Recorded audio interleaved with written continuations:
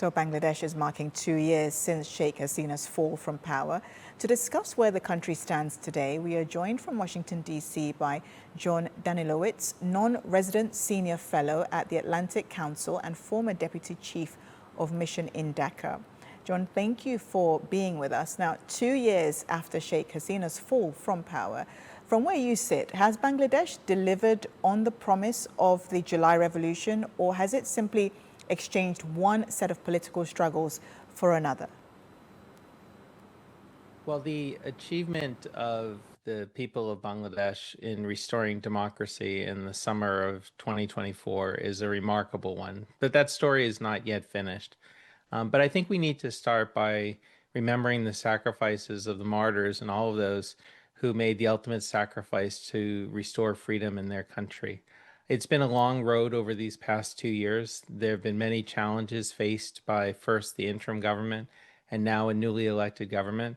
But I remain optimistic about Bangladesh's future. And I think it's important, as much as there is still plenty of work to be done, it's important to remember the path that Bangladesh was on prior to July and August 2024. Sheikh Hasina's regime had become increasingly authoritarian. It had declared war on its people. And the brutality of the regime was demonstrated not just during its actions in July and August, but as the horrors of the enforced disappearances, secret prisons, and systematic torture became clear afterwards. It was clear that the people of Bangladesh were paying a tremendous price, and that the sacrifices of those who struggled in the summer of 2024 gave Bangladesh a chance to take a new path forward. And the government has now given way to a new political setup under Prime Minister Tariq Rahman. How would you assess Bangladesh's democratic transition so far? Has it brought genuine reform, or is it just business as usual with new faces? The interim government had a daunting task ahead of it and sky-high expectations.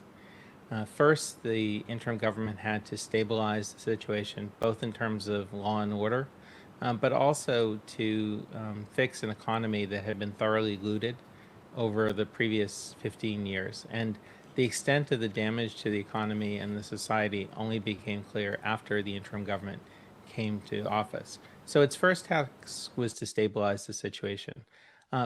Its most important task was to deliver free and fair elections, which it did earlier this year in February. But there were two other important tasks along the way. One was to begin the process of accountability, of holding those who had committed crimes responsible for their actions, to provide the truth and opportunities for healing to the victims of that regime, and also to begin a process of reform. Reform is an ongoing process. It was never realistic to think that the interim government would be able to fix everything during its limited tenure, given its limited mandate. But I think where the interim government deserves credit is for emphasizing the importance of reform, beginning a reform process, including all of Bangladesh's stakeholders, political parties, civil society in that process, and then giving the people an opportunity to express their preferences through a referendum, which was held at the same time as the national election.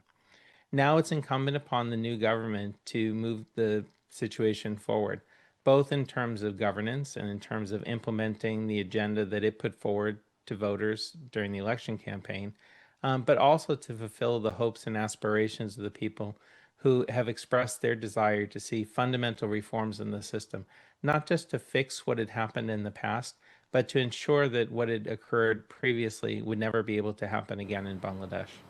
Sheikh Hasina in India right now. She was tried and sentenced to death in absentia, as we mentioned earlier, by Bangladesh's International Crimes Tribunal in November 2025, and has since received additional prison sentences in absentia in corruption cases. How have these developments shaped Bangladesh's political landscape? So as I've said before publicly, Sheikh Hasina is either going to die in prison or in exile. She and her family don't have a role in Bangladesh's future, certainly not in elected office or in the political system. They need to be held accountable for their crimes, and the people of Bangladesh have expressed this clearly. When it comes, though, to Sheikh Hasina's presence in India, it's important that we realize that India has not only provided shelter to Sheikh Hasina, but to an unknown number of her accomplices. who themselves are facing justice in Bangladesh, who themselves are fugitives. They continue their efforts to destabilize Bangladesh. They spread lies and misinformation, often in coordination with other beneficiaries of the regime from Bangladesh and beyond. They talk about returning to Bangladesh. They talk about any number of things. But I think the reality is that they've lost credibility. There may be members of their former political party who do have a place in a new Bangladesh. That process needs to begin with their admission of guilt for what has happened. They're requesting forgiveness from the people of Bangladesh and their genuine commitment to reform both of their party and to broader reform within Bangladesh. So there are many in Bangladesh right now who had been affiliated previously with the Awami League who don't share Sheikh Hasina's personal responsibility for the crimes. She has never put their interests first. She's always put first her own interests and those interests of her family. She expects loyalty from people to whom she's shown no loyalty.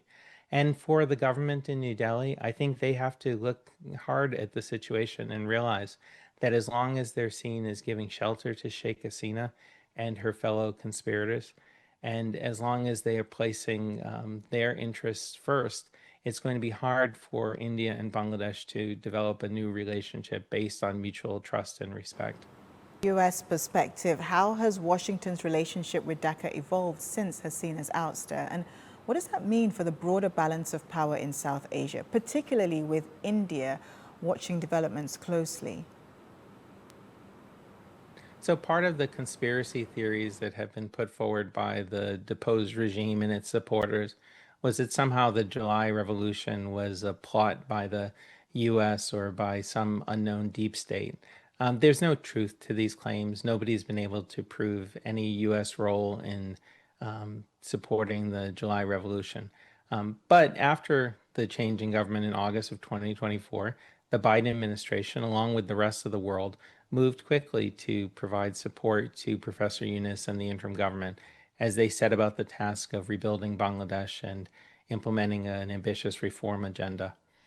When President Trump was reelected, there were some who thought that this would presage a change in U.S. policy, but nothing in that way took place. In fact, the Trump administration continued the Biden administration's policy of supporting Bangladesh's democratic transition. The Trump administration maintained warm relations with Professor Yunus's government.